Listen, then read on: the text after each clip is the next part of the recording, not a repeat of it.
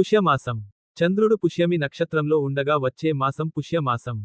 పుష్య అనే మాటకు పోషణ శక్తి కలిగినది అని అర్థం.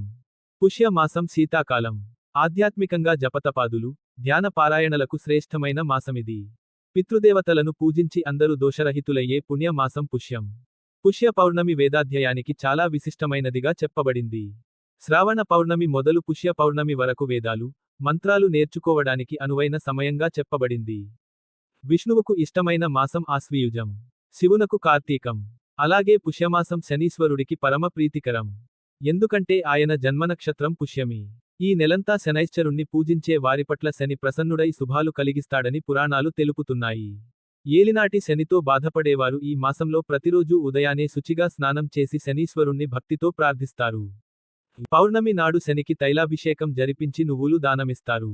ఆయనకు ఇష్టమైన నువ్వులు, బెల్లం ఆహారంలో భాగం చేసుకుంటారు. దీని వెనుక శాస్త్రీయ కోణం చూస్తే ఈ రెండు పదార్థాలు మనిషి ఒంట్లో వేడిని పెంచి చలి నుంచి రక్షిస్తాయి. శని ధర్మదర్శి.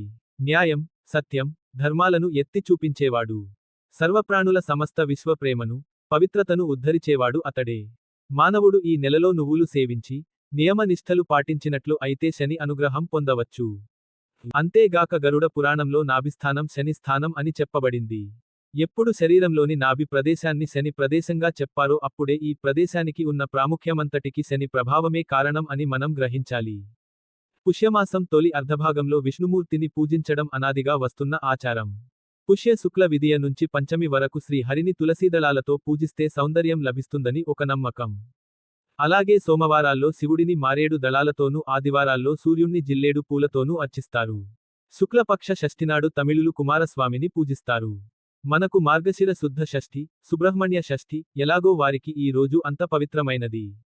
ఇక శుక్లపక్షంలో వచ్చే అష్టమి రోజు పితృదేవతలను ఆరాధిస్తారు. ఈ మాసంలో శుద్ధ ఏకాదశిని పుత్రదా ఏకాదశి అంటారు. ఈ రోజున ఏకాదశి వ్రతం ఆచరిస్తే పుత్ర సంతానం కలుగుతుందని విశ్వాసం. పుష్యమాసంలో వస్త్రదానం విశేష ఫలితాలనిస్తుందని ప్రతీతి. చలితో బాధపడేవారిని ఆదుకోవడమే ఈ నియమం వెనుక సదుద్దేశం. పుష్యమాసంలో వచ్చే పెద్ద పండుగ సంక్రాంతి. సంక్రాంతి ముందు జరుపుకునే పండుగ భోగి. చీకటితోనే లేచి చలి మంటలతో చీకట్లను పారద్రోలుతారు. దక్షిణాయనానికి, ధనుర్మాసానికి ఆఖరు రోజు ఇది. భోగినాడు వైష్ణవాలయాల్లో గోదారంగనాథుల కళ్యాణాన్ని కన్నుల పండువగా జరుపుతారు.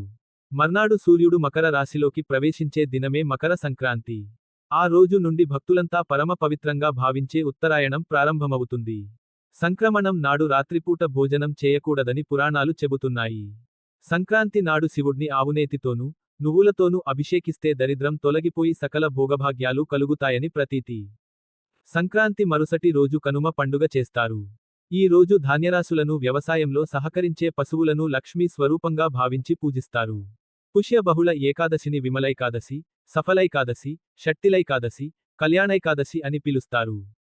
సున్నిపిండితో ఒంటిని రుద్దుకుని నువ్వులు కలిపిన నీటిలో స్నానం చేయడం, నువ్వుల్ని ఆహారంలో భాగం చేసుకోవడం, మంచినీటిలోనూ నువ్వులు కలుపుకొని తాగడం, తిలదానం చేయడం ఈ ఏకాదశి రోజు చేస్తారు. ఈ మాసంలో ఆఖరు రోజైన అమావాస్యను చొల్లంగి అమావాస్య అంటారు. ఈ రోజు నది స్నానాదులు చేసుకుని దైవదర్శనం చేసుకుంటే శుభాలు కలుగుతాయి. పితృతర్పణాలు, ఆబ్దికాదులు ఉంటే వారి పేరుతో అన్న దానాలు పేదవారికి చేస్తే విశేషించి పుణ్యఫలంతో పాటు పితృదేవతల అనుగ్రహం కలుగుతుంది. పుష్యమాసములో సూర్యోదయ సమయమున ప్రసరించు సూర్యకాంతి అద్భుతమగు యోగచైతన్యమును ప్రసాదింపగలదు. పుష్యమి చాలా అద్భుతమైన నక్షత్రము. చెప్పలేనంత కాంతిని దర్శనము చేయించే మాసమును పుష్యమాసము. ఉత్తరాయణ పుణ్యకాలములో సూర్యుడు దక్షిణము నుండి ఉత్తర దిశగా పయనము సాగిస్తాడు. అనగా ఉండును.